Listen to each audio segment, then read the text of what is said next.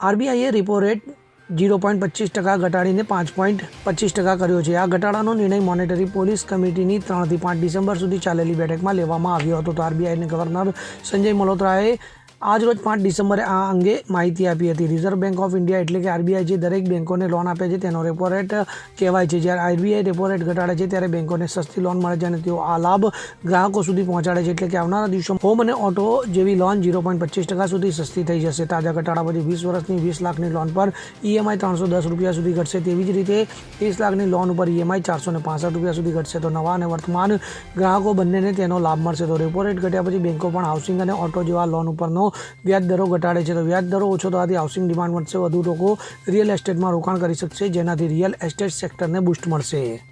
Bureau report, CN24 news. હવે જુઓ દેશ દુનિયાની તમામ ખબરો તમારી આંગળીના ટેરવે. ઉઠાવો મોબાઈલ અને ગૂગલ પ્લે સ્ટોર પરથી ડાઉનલોડ કરો અમારી CN24 ન્યૂઝ મોબાઈલ એપ.